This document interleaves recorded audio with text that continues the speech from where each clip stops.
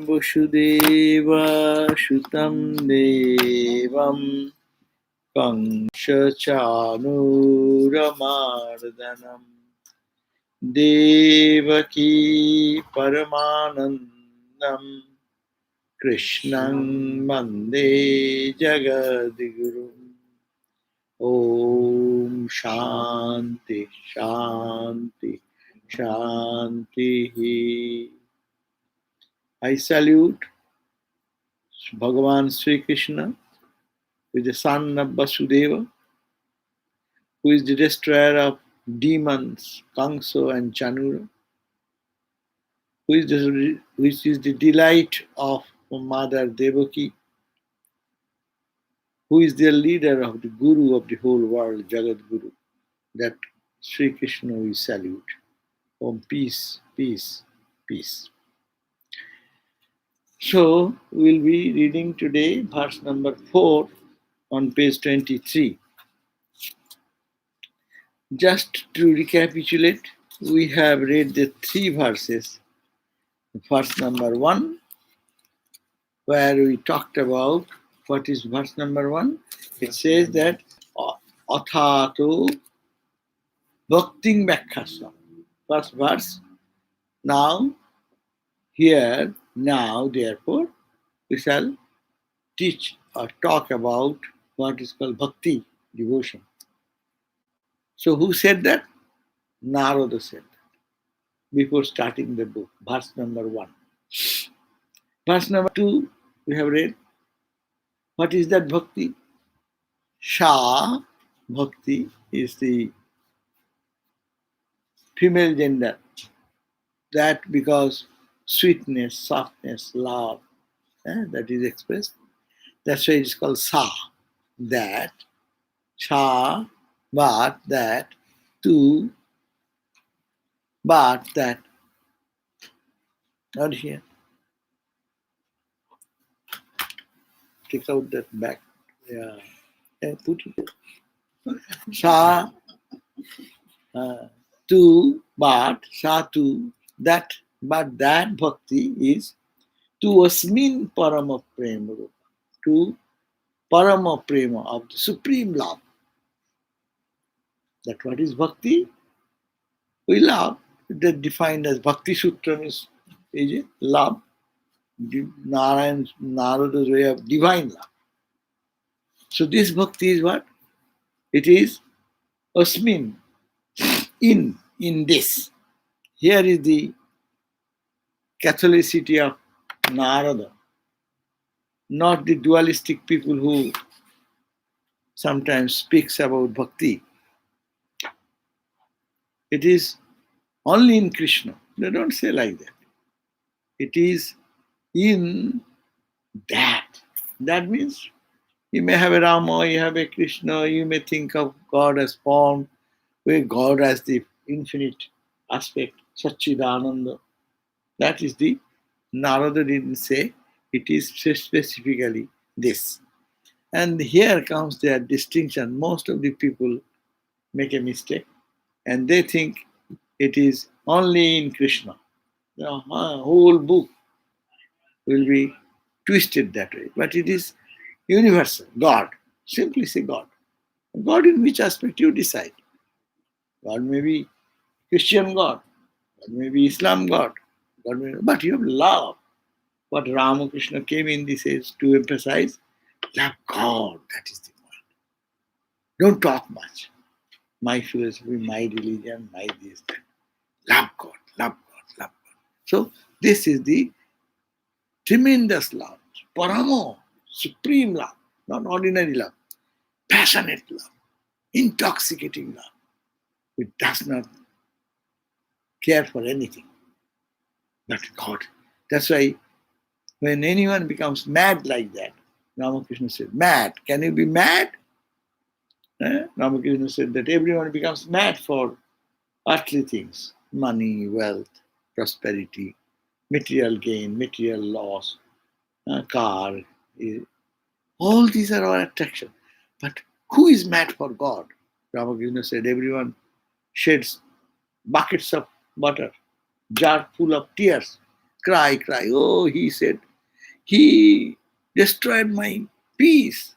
No, he took away my money. People cry for that. My son does not look at me. My daughter is like that. This is this, that is that. Yeah, we cry for that. But Ramakrishna said, who cries for God? People shed jarfuls of tears. No, we do that. We are human. That's why we do that. But this is not that. That the same intensity multiplied. That should be the love. That love knows no bound. Susatos mean that supreme love, intense attraction. That is the, we are talking about bhakti. Bhakti is that. Third verse. As if I have that, what shall I gain? What is the nature of bhakti? If I fall in love with God and I be intense, shall I not be a loser? I give up my material prosperity, joy, fun, and everything, and you are saying extreme love for God. I don't see Him. What will happen? I don't think. If you have that love will give you a feeling of nectar. You'll feel it is nectar like you're full of bliss. You don't need anything. You don't need anybody. It is such fulfilling. That joy, that love, which is we are deserving, we are craving for. Then he says, now today we read, no, third, we have read the other day. It is of the nature Amrita Swarupa Cha. It is of the nature of Amrita. Amrita means once you take a taste of that, you become immortal. Mortality, death, suffering, disease, they vanish from that. So it is a state where it is only nectar-like. Fourth, today we start here. And what happens? This is ideal. Suppose you attain that bhakti, what will happen? What will you gain? Yallabdha puman siddho bhavati amrito bhavati tipto bhavati. Beautiful three definitions have been given. Yallabdha. Labdha means attaining. Attaining that bhakti, that supreme love, attaining that, what will happen?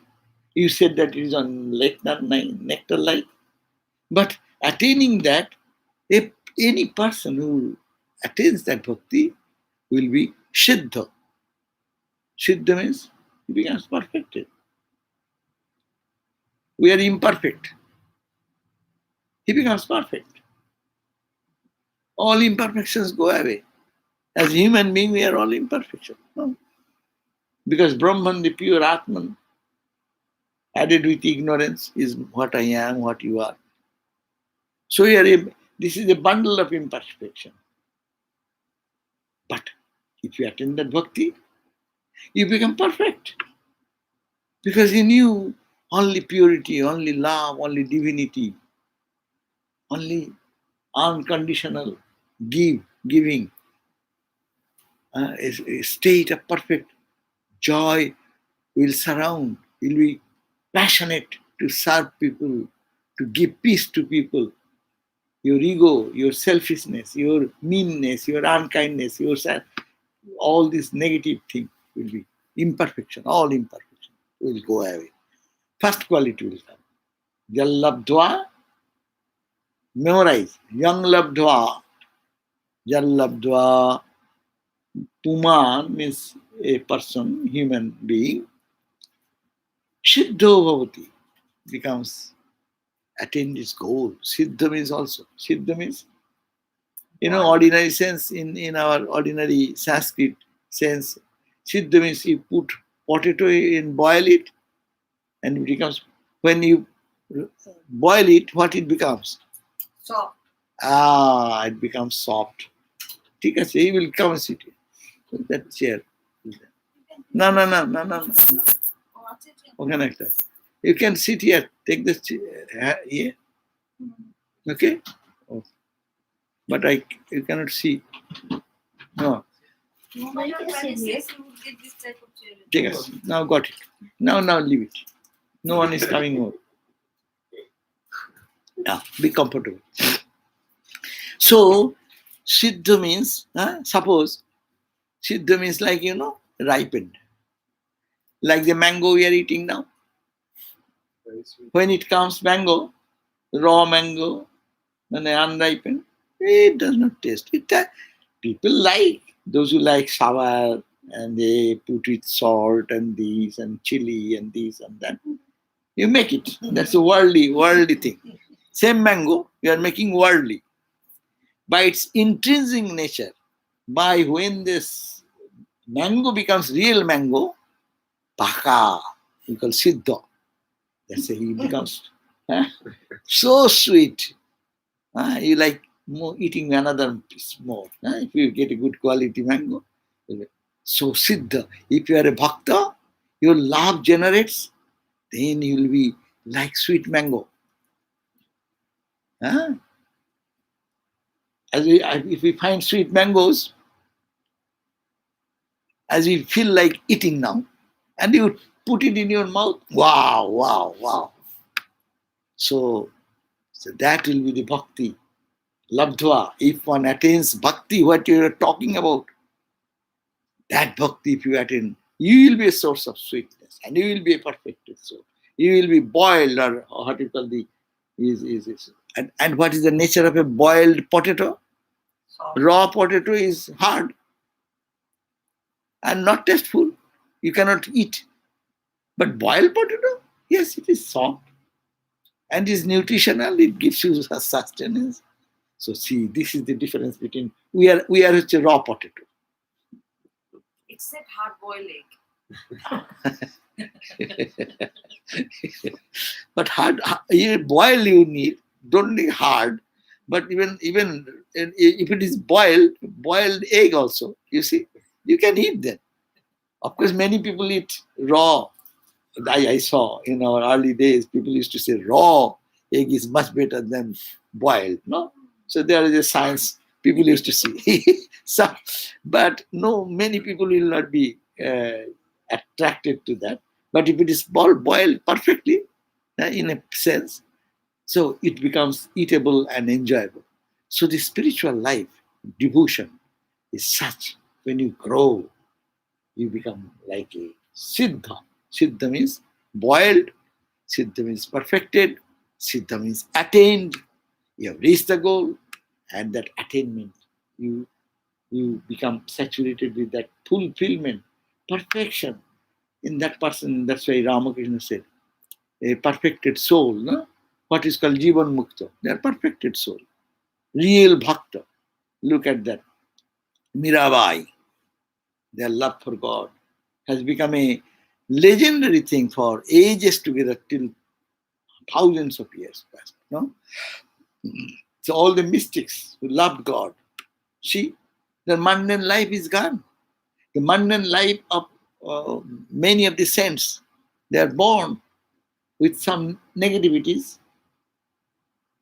rawness in them, hardness, and they become saint and sweet and a blessing to the world. Huh? Billamangal, Saint Paul. Paul becomes Saul, become Paul. No? So he was a human, imperfected. And a glance came, and he became Saint Paul. No? So that transformation happened. That's the one. Jallagdha Puman Siddho Bhavati. Not only Siddho, then he becomes Amrita. He himself becomes a source of nectar, like his presence gives joy to others. His glance gives peace to others. His touch gives spiritual awakening to others. Only, and they live like a support of people like M came to Ramakrishna, who is intoxicated in this supreme love, devotion, no? Living example. He came to commit suicide. That was his mood.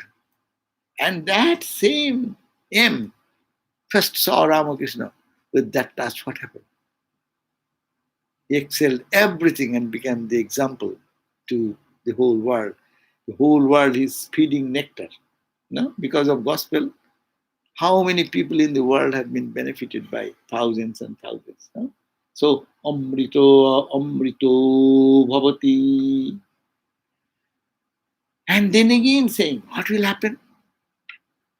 He'll be Tripto, Bhavati. Tripto means what? Satisfied. You don't need any more. Nothing in the world is such. You eat mango today, very quality mango, but after 4 hours, again hunger comes. Then your again desire comes. I ate that, but something now to get more. There is no tripti, there is no satisfaction. Any sunset experience, sunset joy, eating, seeing, listening some music, eh, smelling some beautiful fragrance, getting the touch. All these sunset experiences are mortal. It has a momentary existence. It gives satisfaction for seconds. Then the dissatisfaction goes away. Even if you get continuously, even suppose one wants to eat mango, his room is filled with mango. Mango, mango, mango, mango, you eat. What will happen? Then you will be so much disgusted with mango afterwards. The same, eating too much of mango, so I don't want to eat it. So there is no tripti, there is no satisfaction. That is the way of the worldly joy, worldly peace. This devotion, he will be perfectly satisfied. So they will not feel that they have anything to attain. That means once you attain, what is to be attained? Not have nothing more to attain. So this verse we will read today. So major idea is that three qualities. If you attain bhakti, devotion, then you will be reaching this unique characteristic. The labdva, you can memorize. That's why these are called sutras. You need not have to read the whole book, but you remember only this sutra, this only thread of connection with the thoughts. No, labdva, puman, siddho bhavati, siddho, perfected, boiled, soft, tripto, then siddho bhavati, tripto bhavati last. Tripto will be last. What is the second one? See. Siddho bhavati, amrito bhavati, tripto bhavati. Three. Siddho bhavati, amrito bhavati, tripto bhavati. Yallabdva, puman, siddho bhavati, tripto bhavati, amrito bhavati, siddho bhavati, amrito bhavati, tripto bhavati. Now you can just develop that idea in you, and compare what you feel in the world and what this love for God can give you. And it is all a hankering for love. No? How people talk about, no one there for me to love. But you are the source of love. There is Amrit. You forget that. You want to get love from outside? What nonsense. Love is not outside. You are the fountain of love. Only you have to reach that by our practice, bhakti practice. So the quality, first they are describing about these wonderful traits and qualities. So go to the page 23 of the base where is aphorism 4 starts.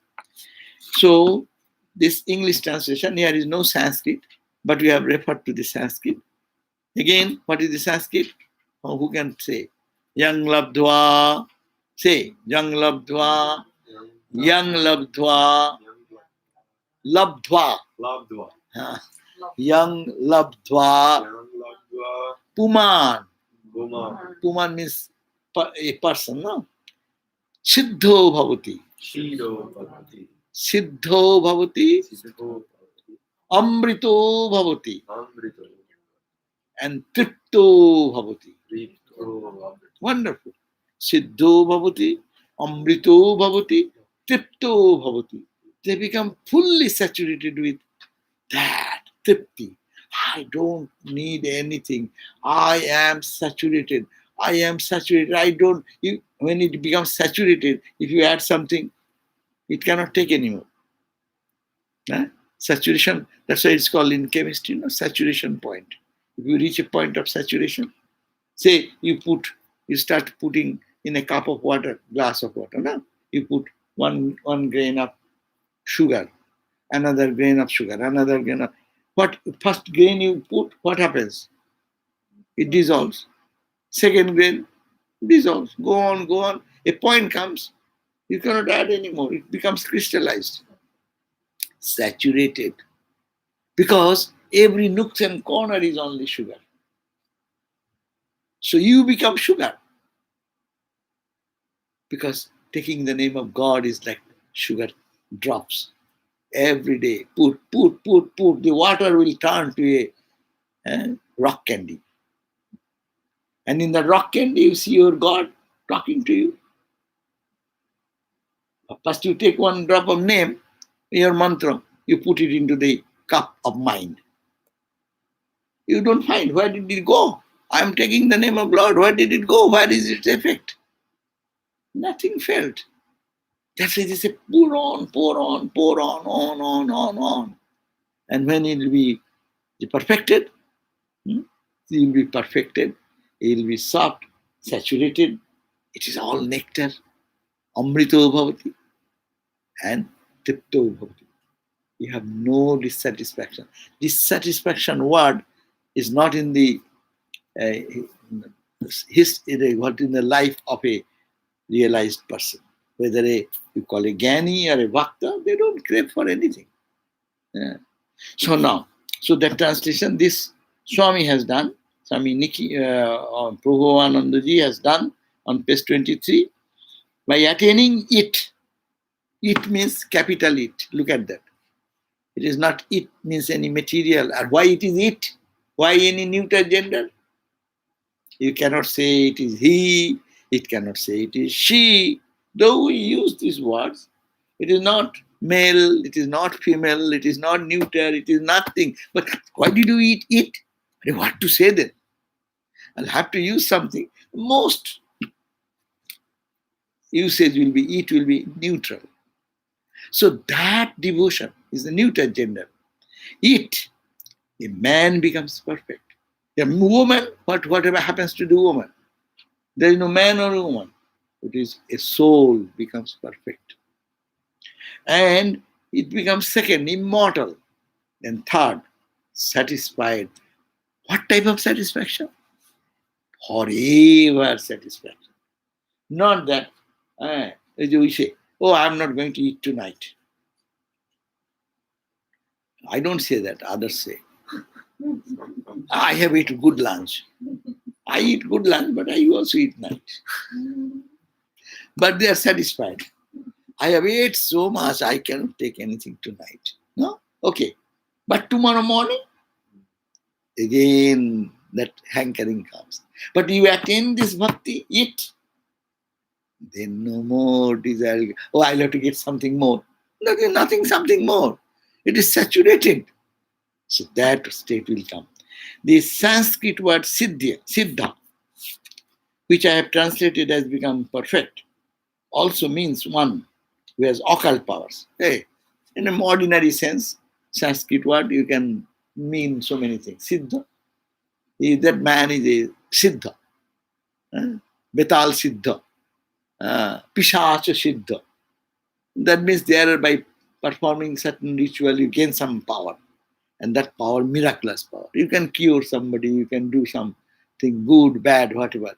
Pishach means they have the paid ghost. That ghost will work for you. Yeah, Pishach, you have controlled some dead body, past soul, and have a control. And you have made him your slave. And you order, hey, go and do that. That Pishach will go and do things. Ghost control. Controlling a ghost controlling his activities. That means miracle.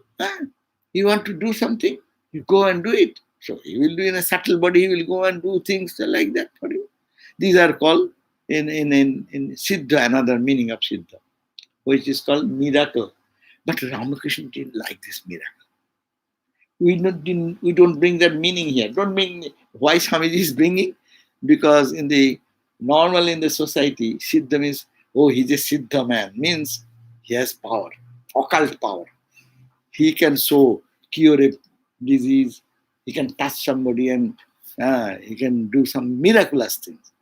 He can bring fruits, he can bring this. You want to see somebody, he can make some arrangement for guiding somebody. That means controlling the ghost or goblins like that. And it is not that. The Sanskrit word siddha, which I have translated as being perfect, also means when one has occult powers. But this meaning is not applicable here. For a devotee or any true spiritual aspirant knows that though occult powers may come to him, even unsought, he must reject them, knowing them to be obstacle to the spiritual growth and attainment. Why it is spiritual growth and it is obstacle? Because if you become siddha like that, as I gave you the example, there is one siddha. He will have occult power. No. How occult power? That he will not look at you. Many people have come with some problems of their life, some disease, some is losing some job, like that. That man will be worshipping Mother Kali. I have seen that man. And he will be pulling his head up and down like that. And he gets into a trance mood. No? And then he will say, you came from San Francisco. This is your name. Take this flower and go. He will not look at that person. I am talking in Calcutta. I am put the San Francisco name. But it is they will say, in Belur Mott, adjacent to Belur Mott, there is one such Siddha person. And people, they don't come so much to my class. I used to give class, Sunday class. But it is full, packed up. Whole night they wait when this mood will come to this Baba, that gentleman, and he will go into that mood and he will give cure to everything. Whatever little flower from mother, he will put this. You come from Hugli. Your name is Mr. Such and Such. Your problem is this. Take this. We are not looking at that. So it's a power. So we are not meaning that type of power. Because Siddha people cannot give you God realization. No. They are not God realized. So Siddha people cannot give God realization because they are not themselves. They are bound with this power. People love me, people respect me. And then out of respect, they will give money and they will make you mad after a few days. When you get name, fame, and power, naturally you see most of the people, when they are not spiritual, they drown themselves. Have you seen in this country also many examples of such? Whenever you occult power, that's why Ramakrishna mission. Ramakrishna did not like it. Even we really, Sri Ramakrishna described it in a very ugly way, so that you have no attraction for this of this siddhi. Why? Because it distracts you from your spiritual path. What will happen?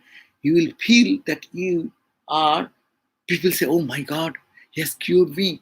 Oh, he's such a person." So my friend also cured, and this job he has got, this and that. My in the court case win, something like that. So you become his focus, not God. And then people pour their respect and money and wealth, and naturally, all the negativities come with it. Many big souls get drowned into that. They cannot hold that energy, hold that, what you call the honor and achievements. So Ramakrishna did not like. So that's why it is an obstacle. Spiritual growth, it is an obstacle to the spiritual growth. That's why in our tradition there is one Swami here. That Swami, he didn't know himself, because you do spiritual practice also, it may come to you.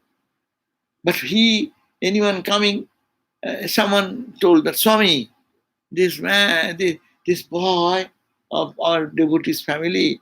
He was standing there and he fell down from the one floor to the other ground floor while inadvertently.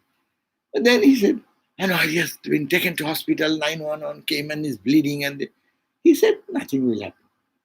And actually went to the hospital, nothing, only little bleeding has come. Doctor said, get out. Another person was in the room, he fell down from the bed. And he said, oh, he fell down, he has little bump here and little bit in there. And, but, uh, no, no, no. The Swami says, you don't know, it is very serious. And really, it became very serious. Like that, whatever he speaks sometimes about this, it becomes true. And then but this is Ramakrishna Mission son. So he then become careful. He then asked some senior Swami of our order. This I am saying so, it is, I do not know how it is happening, but it is happening. And people are coming to me for taking my words very seriously. And I am also afraid what comes out of my mouth, I do not know. If you say something and it happens, so people, because Swami said this, so it has happened. No. So then he said, go to Thakur and pray, oh Thakur, please take away this power. Huh? We will be happy. I'm a powerful man. See, I can do this, I can do that. No. But this is the tradition. It is not, that siddhi is not ultimate. It is an obstacle because it makes you forget God. Name, fame, power, position, money, wealth, and all these nonsense things gradually slows down to that. We find that the great yogi Patanjali, the father of Indian yoga philosophy, after he has dealt with many occult powers that can be obtained by following certain practices of concentration, ends by emphatically pointing out that these powers in the worldly sense, these are powers in the worldly sense, no? But the greatest power is to overcome them. You get it, but you don't apply that. Ramakrishna could have done so many things. He did it sometimes. Also, you'll find that Sri Ramakrishna does not like miracle, but somebody came and cried and he touched. And that man is cured. But Sri Ramakrishna is getting tremendous suffering, pain, and because you have to take the sin, transfer, account transfer. If you transfer your account to someone, he becomes rich, but you become poor. And you don't become poor. Ramakrishna does not become poor spiritually, but it has a suffering part that goes to the body. That body was to suffer. Now you have taken away, this body will suffer. It's a rule. You have to take the burden. You transfer your burden into another car. That car will have to bear the burden, is it not? So this is the point. You are carrying something on your head. You say, no, Swami, give me. So you take it. So you'll have to, burden will come upon you. Huh? Not your spirit, but in a physical level, physical thing. So that's why Ramakrishna also suffered. Holy Mother suffered. Sometimes used to say, her feet will be burning like that. Somebody did some pranam, and she will be going like Thakur, washing the feet with Ganga water. So this Patanjali, the father of yoga philosophy, he said in the chapter of power, at the end said, these are these are powers for the worldly people that can give you strength, that can give you name, fame, and worldly position. But these are to be overcome to reach the final samadhi. That's why, temptation. Do you hear about temptations? Christ, Buddha. What temptation means what? As if that is coming, pouring in them with huge quantity. You want what you want. All these I give it to you. Huh? You are reading Katha Upanishad. No? Nachiketa is giving what? Hey, you will get so much money, you want pleasure, you will be the emperor, you will have so many wives, children, what you want, you live for one life, 20 life, I'll give you everything. Don't ask for spirituality. No? Aye, that is the power. You renounce, so much will come. You want to give up, then more things come to test you. Are you capable of that? Spirituality is for strong people who can renounce. Therefore, there are so many temptations to lure the spiritual aspirant away from the path of God. The real meaning, therefore, is that when intense love for God arises in the heart of a man, I read this book always man, man, man, man. Don't mind. Yeah? It is not for man. It is for anyone who seeks for spirituality. Indian books in old times, the society's condition, it was addressed to the men folks only. Uh, so arises in the heart of a man, he becomes perfect. To attain perfection means to realize oneness with God. What is perfection? That means you forget yourself. You get absorbed in the name of God, tune, tune, tune, and you forget yourself. God only remains. That's the devotional way, Vedantic way, and yogic way, Jivatma Paramatma. So Jivatma should be lost into Paramatma. Aham should be lost into Brahman. This you, the man, the sadhaka, a sadhika, the aspirant, should get lost into God, whom is ideal. Krishna, Rama, whatever is your ideal. Ma Kali. To attain perfection means to realize oneness with God, or to unfold the divinity which is already within man. As we read in the saying of Jesus, be ye therefore perfect, even as your Father which is in heaven is perfect. No? All scriptures talk about that. Perfection, perfection. You everyday spiritual life is how you become more perfect, more perfect, more perfect. Imperfections are there. With our all characters of lives after lives, we have imbibed those. Now become perfect. More and more and more. Unfold, unfold, unfold, till you become that perfect. The heaven referred to by Christ, we should always remember, is not outside, it's called within. The heaven, eh, heaven is perfect. As your Father is in heaven. Father is in heaven, one is in your heart, who is in you, already seated there. He is perfect. So you become like that. You become one with it. Strictly speaking, this perfection is not something to be attained. You cannot attain that. It is already there. Therefore, for true being, the self, the Atman, is one with Brahman. Only ignorance covers the truth of God within us and obstructs our divine sight. Ignorance is the sense of ego, which arises through the identification of the capital self with the non self. That is to say, by identifying one's self with the mind, senses, and body. When the ego is dissolved, the indwelling God, the beloved, is realized as our very self, just as through intense love, lover and beloved becomes one. This perfection is called also liberation. Another name of this perfection is liberation. Liberation from bondage, moksha, which means that when the bonds of ignorance have been cut asunder, a man not only attains freedom from all imperfections and limitations, but also from the law of karma and from birth and death. This, when you attain this bhakti, what will happen? No more karma will bind you because you are going beyond the law of karma. It is that ignorance is totally lost. Most explanation is Vedantic way. The law of karma, simply stated, means what? Means the law of cause and effect. What is karma? Karma means I did something good, you are reaping the result. You did something bad, you are suffering. That's the karma theory says. It is your doing, don't blame. You always blame. Because of him, because of her, because of this, I am suffering. It is a wrong interpretation. Because of my own karma, I am suffering. Why? I have done some time. Why it is coming to me? Out of thousands of people, why it is coming upon me? Why some person is having a good health? Why I am some health is not good? It's my karma. I did something and there's suffering going on through the body. How many people are getting COVID? How many people are getting COVID? And how many are getting cured? How many are dying?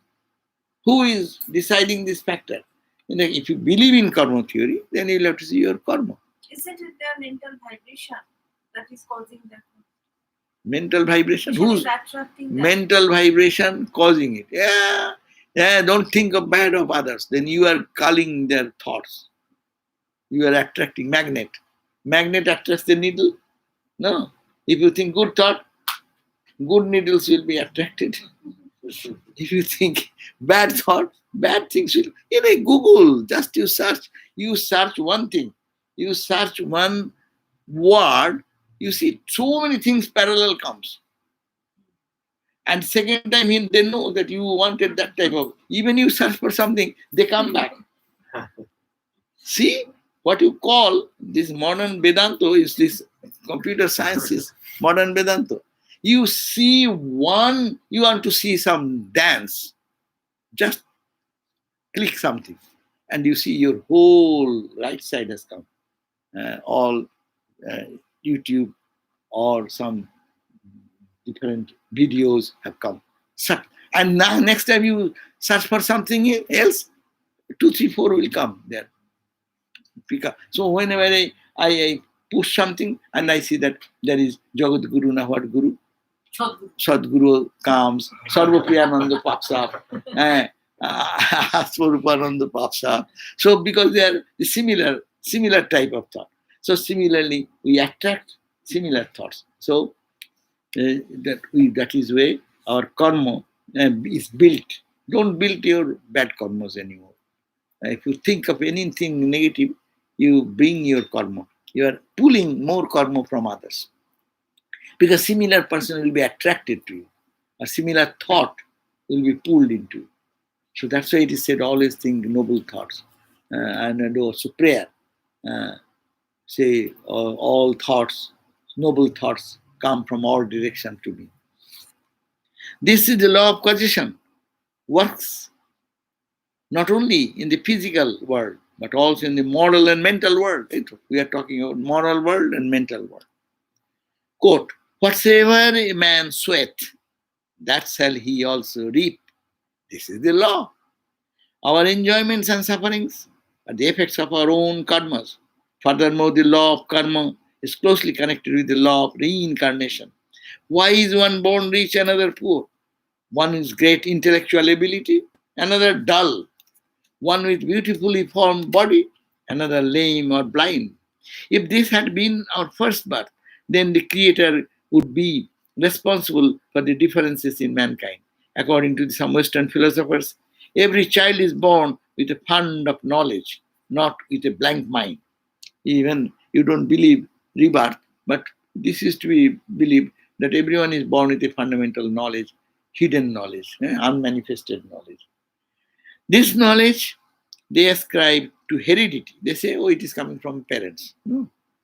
But in India, it is believed to be made up of impressions obtained in previous lives. Thus, all are bound by this law of karma and reincarnation as long as they identify themselves with the false self, this choto, the small self, I, small I. That is the sense of ego. But when a man realizes his Atman, the great, his true self, he becomes freed from the law of karma and reincarnation. This is the teaching known as moksha or liberation. What is moksha? Normal liberation means like that. We are from the will of birth and death. Why we are born? Because we have desire. Why we have desire? Because we have some karma. Why I am desiring this and you are desiring something? But because of my past karma inclination that gives a direction. So Vedanta is one way gives this. That what is liberation? We want to get out of it. That's why Sir Ramakrishna used to love this song. Judai te chai, kothai judai, kotha hote ashi, kotha vese jai. Where do I come from? Where do I go? Why do I come again and again in the wheel of birth and death? Kiyasu, who is there to help me? Please help me to get out of this cycle of birth. That's called the liberation. So perfect here means liberation. Another meaning. Perfect means no occult power. But to get out of all occult power also will be a bondage because that will again keep me on hold. to the world and worldliness. We read in the Upanishad that for a man who has knowledge of his true self, for him the knot of ignorance in his heart is loosened and the doubts cease to exist. The effects of all deeds are exhausted. Shiyante chasya karmani tasmin drishte varavare. Huh? So only when you see or realize the truth, then your knots of bondage gets cut into asunder. The cycle of birth and death, karma, goes away. Such a man is known as Jivan Mukta, free while living on earth. In reality, the true self is unborn and undying. The following passages of Kathopanishad says, the self is the omniscient Lord. He is not born, he does not die, he is neither cease nor effect, cause nor effect. This ancient one is unborn, eternal, imperishable. So we know, soundless, formless, intangible, undying, tasteless, odorless, eternal. So that is the nature of the Atman that we know very much in our Kathopanishad. When a man is free from desire, his mind and senses purified, he holds the glory of the self and without any sorrow. So Kathopanishad says. Vivekananda expresses this idea. How? He said, as a man having a book in his hand, reads one page and turns it over, goes to the next page, reads that, turns it over, and so on. Yet it is the book that is being turned over, the pages that are revolving, and not he. He is where he is always. Even so, with the regard to the soul. The soul remains same. I am reading the book, pages are turned. The pages are turning, not me. The soul does not change, but this nature changes. That Swami Vivekananda continues, the whole nature is that book, as we see the whole nature, external nature, internal nature. Our internal nature, meanness, weakness, good quality, bad quality, that's the internal nature. External nature, this air, water, fire, and all this external pollution is good, it's bad, everything. So these are the whole nature. That nature is the book which the soul is reading. Suppose inside us is one soul, is reading this nature. We are learning so many things, science, art, literature, history, psychology, philosophy. These are all reading the book. But who is reading? He is calm. He only sits. And nature turns the pages as it were. Swamiji says, and that read, it is turned over and so on until the whole of the book is finished. And the soul becomes perfect, having got it, all experience of nature. Yet at the same time, it is never moved, nor came, nor went. It was only gathering experiences. But it appears to us that we are moving. The earth is moving, yet we think that the sun is moving instead of the earth, which we know to be a mistake, a delusion of the senses. So is all this delusion that we are born and that we die, that we come or that we go. We neither come nor go, nor have we been born. For where is the soul to go? There is no place for it to go. Where is it not already? Atman is everywhere. So where he will go? Where he will come? The Atman, the conscious self, is always witness. Nature is turning the pages. Whole life, our whole life is only checking with the nature. We see this, we see that every day. How many news, how many information we get? It is just one information, another information, another. Pages and pages of nature is being turned, but who is observing? He is unturned. No? That is the Atman. Sri Ramakrishna used to make a pun on the word of a Siddha, which I have translated as becoming perfect and free while living. In Bengali, it is also another meaning, becoming boiled. So Sri Ramakrishna used to say, when a man becomes a Siddha, attains perfection or liberation, he becomes soft and tender like boiled potatoes and vegetables. Quote ends. That is to say, His heart melts in sympathy for his fellow being and becomes compassionate. So we have to understand, are we becoming spiritual? So we have to match with this. Hi, we have to see this, what he's saying. That is to say that you are becoming, say, perfected means what? Perfected is not a definition of something. But what he says, perfection means he becomes soft and tender, like boiled potatoes and vegetables, Thakur said. But that is to say, what does it mean? Swami Prabhupada says, his heart melts in sympathy for his fellow beings and becomes compassionate. So this is a chance to see, watch ourselves, what is going on here. Attaining which he becomes immortal, the second point. First point I said, so far discussion is going on what? Perfection. Siddho bhavati. Remember, Sanskrit word. Siddho bhavati. Perfect becomes perfect. No? Now comes amrito bhavati. The nectar becomes like nectar. What does it mean? Attaining which he also becomes immortal, amrito bhavati.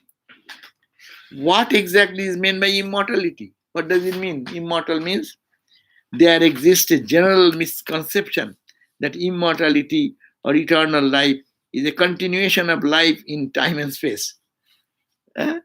Many religions think that I'll be again come like in the physical body. That's why we put under the ground and think that when Christ will come one day, all will come out the same body. He will be coming the same way, I will come the same body. Everyone come back out of the tomb, all in the physical body, like this. This flesh, bone, nose, And ear. at what age? All young.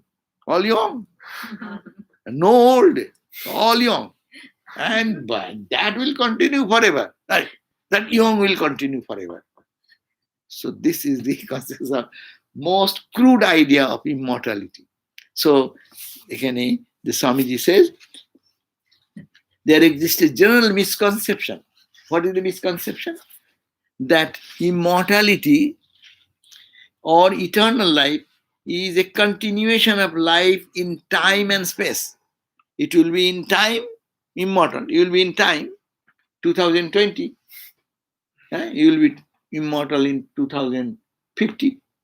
You will be, normally you have to die, but you will not die. 2120, you will live. In time you will stay. And in space, you will be living like in this space. Beautiful house, beautiful, and you are not to go for job or anything. Get good food and this and that. The utopian concept of freedom, amrita, being nectar. Modern science proves conclusively the impossibility of complete annihilation. The very fact that a being or a thing exists implies a continuity of existence, though the existence may be in the different form and under different condition. Attaining immortality through the knowledge of the self capital or the indwelling God does not mean continuity of existence within time and space. The body will go. It is useless to think that body will continue. What will exist? That is already existing. That the conscious self, or we call God consciousness. It means realization that the self is undying and is beyond time space. Similar doctrines held by all other great religions teach primarily the life of realization and perfection. One's the life of realization and perfection while one still lives in the world. For instance, what did Christ mean when he told his followers to come unto him, that in him they might find eternal life? Christ said, "Oh, ye come, I will give you eternal life." No? What does it mean? To come unto Christ or Brahman. This book will always make equal. Christ is equal to Brahman. Christ is equal to or Krishna is equal to Brahman. No, no two. To come unto Christ or Brahman means what? Is nothing but the coming into one's own divine self. And this self is beyond time, which, with space and a thousand other conditions of human life, belongs only to the finite world and to those who are still not awakened to the higher self. It remains for us, no? Therefore, to come to Christ, to come to Krishna, to come to Brahman is the same. Is nothing but the coming into one's own divine self. You come back to yourself, who you are. And this self is beyond, and this self which you are coming back, it is beyond time, space, and position. So, which is space and thousand, is beyond time, and which is with space and the thousand other conditions of human life, belongs only to the finite world and to those who are still not awakened. So these things remain for those who live in duality, those who are ignorant like us. For them is coming and going, this staying remains. It is not, there is no coming and going in our divine nature. Where to go? Where to come if it is only one? If it is infinite. So infinite, how will go? Where will he go? Infinite means what? By definition, infinite means what? Everywhere. It is nothing beyond. So if you become infinite, you come back to God and you touch that ground, then where to go? What to achieve? What to lose? That's why it is immortal. No, nothing mortal remains. Mortal thing remains in duality. Mortal thing remains in the time space. Now, by attaining it, a man becomes satisfied forever. No, last part. So, what type of satisfaction? Now they will talk about.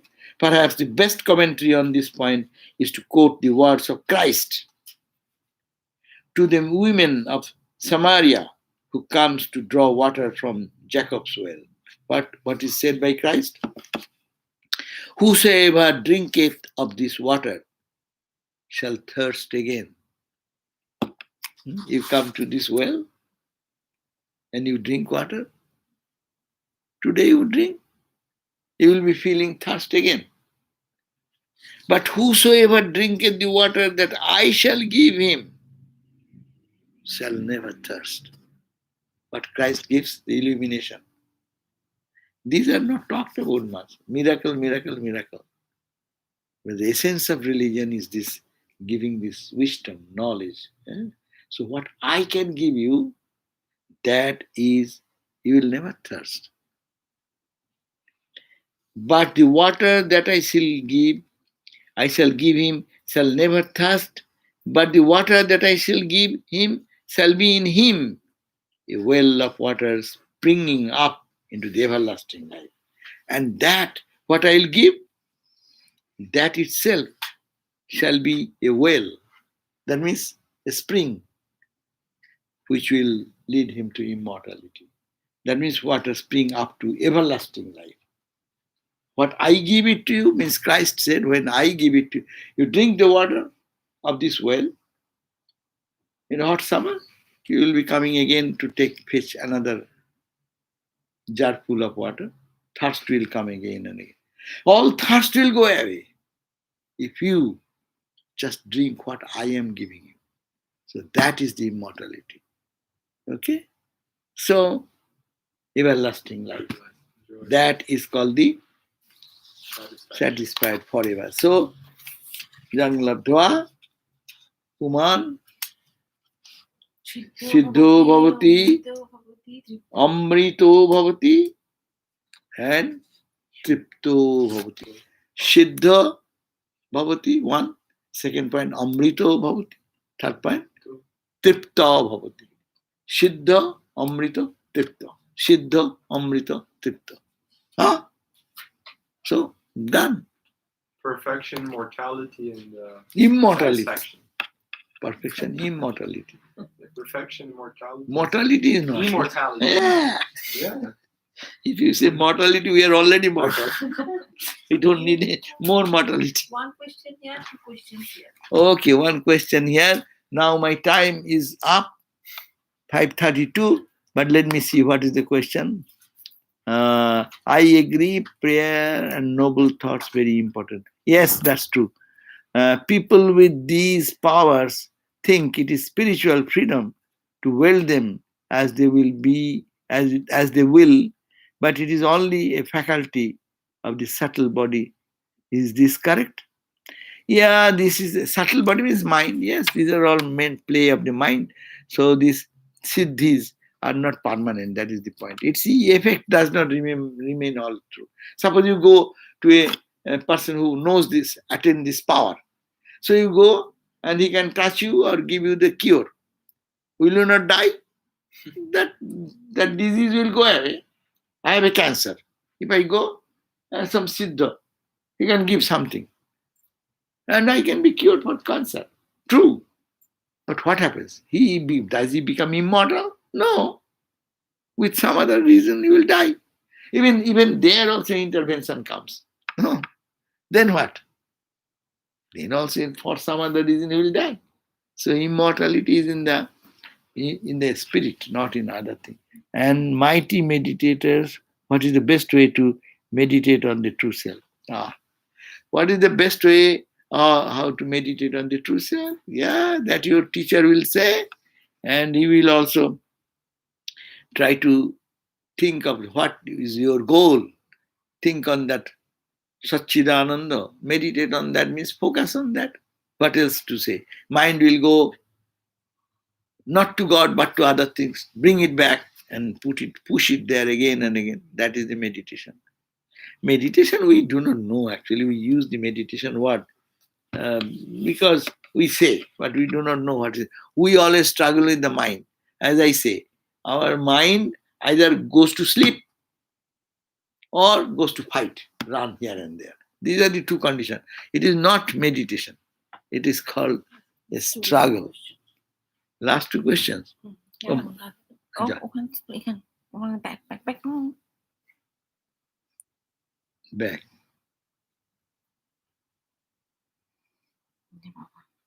Check. You take. Some questions are still there in the other one. So, best way to meditate means day and night to think. Vedanta says you think of God, think of Atman, in your walking, dreaming, whatever you're doing, that feel that presence of the consciousness inside, that type of thought, underlying thought should be connected that way. And that's called Sravana Manana. And then deep contemplation comes. But you can think of God in the form also. That's a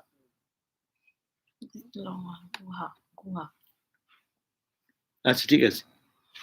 Many times doubts and skepticism cover the mind and make us doubt all these things that scriptures and saints say. How to overcome this? That is true, doubt will come. That's why we read the book. The doubts will disappear when you see God, when you fall in love with that type of joy. But still, it does not come. But what to do? Whole gospel, Sri Ramakrishna teaches us, love God, love God, love God. Go to pray more, repeat the holy mantra, talk about God, instead of don't reduce the mundane talks of the worldly things and worldly talks. But be unselfish, serve others, try to sacrifice yourself.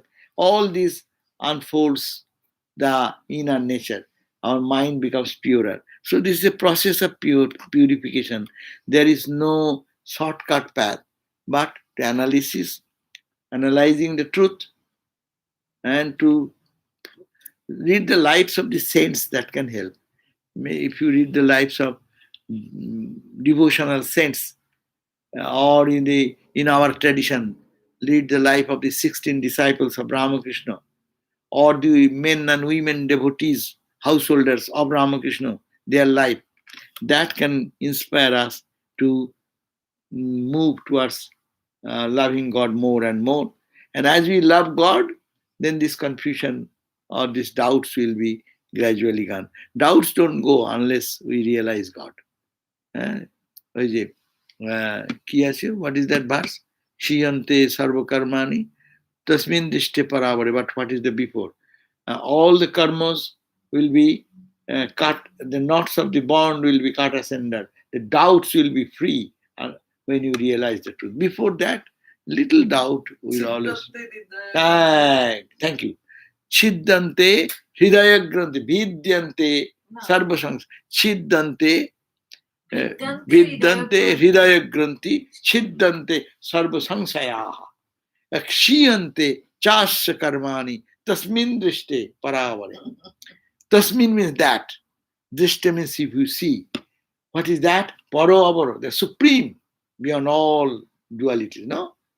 Then kshiyante sarva karmani, chiddante sarva samsaya. Your all the doubts. Somebody as if taking a knife, a seizure is cutting up. Your all doubts are cutting. There is no more doubt. As Ramakrishna, I saw God. I talked to mother. Naren says, no, it is a hallucination. But what do you say? I talked to her. She tells me, you rascal, you say this. She's so living. So, undoubted. So I am seeing and talking to you. If someone says, are you hallucinating? No, I saw. So when that doubt, no doubt can stay there when you have direct experience. So Vedanta called aparaksha anubhuti, direct experience. Then only this will go. Okay? And is unselfish service to our family and friends not the same as divine love? Yes. That is the practice. We will have to take that practice every day to see whatever we serve, I'm serving God. That's what Bhakti Yoga teaches us. Whatever. When Ramakrishna said that example, no? Even he said, that lady cannot say that I cannot concentrate on God. But why? But I have a nephew. What? Then Ramakrishna said, oh, nephew? Okay, serve the nephew. Bathe the nephew. Think that you are bathing Krishna. Bathing Krishna. Don't only your attitude is changed. Who is there? It is God. So try to impose that idea, purify that idea gradually, and doubt will go away. And God means like that He belongs to all, not mine only. First, mine is also good. Belongs to God, belongs to everyone is good. God belongs to everyone. So But at the same time, God belongs to more. That's why gopis used to love God so intensely. The two ideas are there. There's also different expressions of love. God belongs, I belong to God. I am a small boy, child. God is my father, mother. Or I am the mother and father. The boy is a child, baby. Baby does not know. That's why Yashoda and others are running after the boy. Hey, and binding with a rope. Others will go and fall down somewhere and do naughty things. So I am the boss. He becomes. So he belongs to me. If I am in the shrine puja, if I don't raise him from bed, he'll be sleeping. So I have to go. I cannot delay. And I have to give him food. It is being delayed in the lunch. He is not getting food today. No good food. Say, he belongs to me. I'll have to take care. He is the Lord of the world, is not question. Lord of the world, why are you to give little food this way? But it is, I am responsible. He is there, I have to feed him. Then if that I is there, then how can we become selfless? Oh, so that I unselfish love you are talking about. The unselfish love, that is pure love. For God, anything you do with God, that becomes unselfish. That is the major difference between human love. Human love and spiritual love, this is the difference. Anything you do for anybody, you may be caught into the trap of Maya. But anything you do for God, it releases all bondage. There's the uniqueness of the love of God. So that is unselfish. Anything we do for God or with godly attitude, then it does not bind. But when you forget God and do only the mundane relationship, mundane talk, you talk with God, not mundane things. You talk your ordinary talks because you have deep love. Then it's a spiritual talk. You're talking to God. Gopalisma. She didn't go to learn high philosophy. She used to say, "Oh my Gopala, please come, eat. It is too late. Come here, sit here. Let us go to take a bath. And don't go to swim too much. You will be drowned in the river. Don't go there." He's controlling. He's talking to him. Who understands? He's a crazy guy. Other people will think he's a crazy person.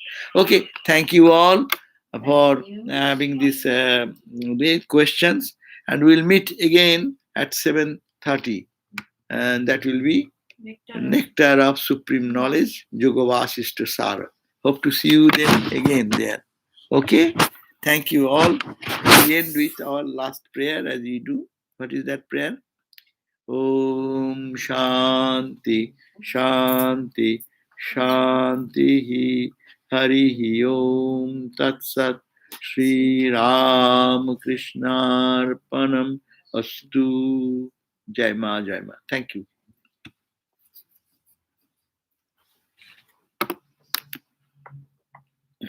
Now,